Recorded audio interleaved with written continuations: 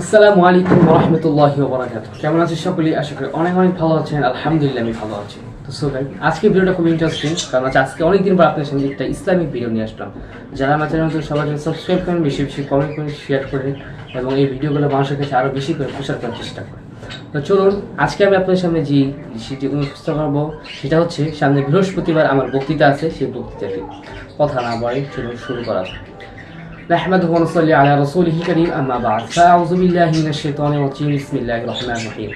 ঐতিহ্যবাহী জামিয়াতুল কুরআন ওয়াস সুন্নাহ ইসরাফিল কমপ্লেক্স কর্তৃক আয়োজিত আজকের এই বক্তৃতা সেমিনারের সম্মানিত সভাপতি, বিজ্ঞ বিচারক মণ্ডলী ও সুদক্ষ পরিচালক সাহেব এবং আমার সামনে উপবিষ্ট বাংলার দূর দূরান্ত থেকে আগত হইলেন বিভাষক ছাত্র ভাইরা, সকলকে আমার অন্তরের অন্তঃস্থল থেকে জানাই মোবারকবাদ। প্রিয় উপস্থিতি, আজকে আমরা আপনাদের সামনে যে বিষয়টি উপস্থাপনা করব সেটা হচ্ছে কাদিয়ানীরা অমুসলিম কেন। আল্লাহ চাইতে এই বিষয়টি নিয়ে কিন্তু আলোকপাত করার চেষ্টা করবো ইনশাআল্লাহ। প্রিয় উপস্থিতি, ইসলামের মৌলিক নবুয়ত ও রিসালাত নবী করিম সাল্লাল্লাহু আলাইহি ওয়াসাল্লামের মাধ্যমে সম্পূর্ণ হয়েছে। নবী করিম সাল্লাল্লাহু আলাইহি ওয়াসাল্লাম সর্বশেষ নবী, তারপর কোনো নবী আসবে না, আসার কথাও না। আর এই আকীদা যে অবিশ্বাস করে ফেলে সে মুসলমান থেকে বঞ্চিত হয়ে যায়।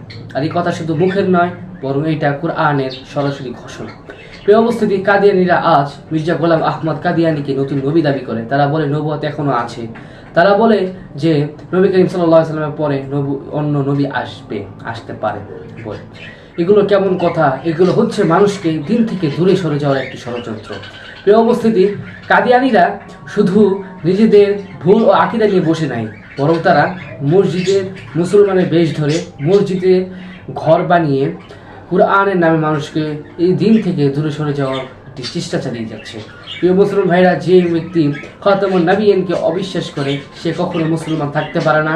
এটা হচ্ছে ইসলামের আইন, এটা হচ্ছে উম্মাহের ইজমা এবং এটা হচ্ছে 1400 বছরের আকীদা। প্রিয় উপস্থিতি, তাই আমি বলতে চাই, নবুয়তের এই সমহার প্রাসাদে অন্য কেউ যদি নবুয়তের পরিচয় দিতে চায়, তাহলে সেই নবুয়তের সমহার রাজপ্রাসাদে আমি ময়লা আবর্জনা বলে বিবেচিত করব। প্রিয় মুসলমান ভাইরা, ইতিহাসের ঘৃণিত আবর্জনা ময়লা কুখ্যাত গোলাম আহমদ কাদিয়ানী ও তার অনুসারীদেরকে বাংলায় মাটিতে রাষ্ট্রীয়ভাবে অমুসলিম এবং কাফের ঘোষণা করতে চাই এবং কাফের ঘোষণা আমরা দেখতে চাই।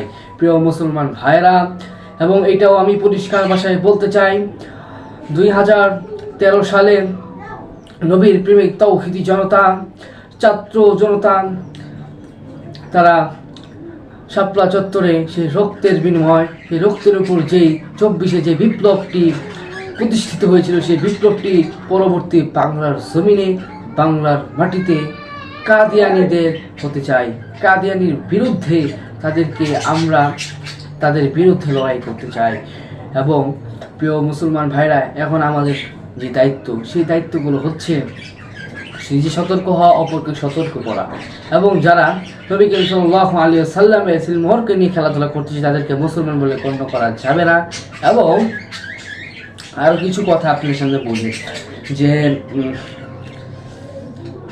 ইসলামকে যদি মেনে নিতে হয় তাহলে রহমতুল্লাহ আলামিন সর্বশেষ নবী, তার দৃঢ় ঈমানকে আমাদের মধ্যে রাখতে হবে। পরিশেষে আমরা আল্লাহ তাআলার কাছে দোয়া করি, আল্লাহ তাআলা আমাদের ঈমান আমলকে সঠিকভাবে রাখার তৌফিক দান করুক এবং নবী করিম সাল্লাল্লাহু আলাইহি ওয়াসাল্লামের মর্যাদা রক্ষা করার তৌফিক দান করুক। এই বলে আমার সংক্ষিপ্ত বক্তব্য শেষ করছি। আসসালামু আলাইকুম ওয়া রাহমাতুল্লাহ। প্রিয় উপস্থিতি, আজকের ভিডিও ছিল এই পর্যন্তই। কার কাছে কেমন সবাই জানাবেন, আর যারা আমাদের নতুন সবাই চ্যানেল সাবস্ক্রাইব করেন, বেশি বেশি কমেন্ট করে শেয়ার করেন, বেশি বেশি এই ভিডিওগুলো শেয়ার। আসসালামু আলাইকুম ওয়া রাহমাতুল্লাহি ওয়া বারাকাতুহু।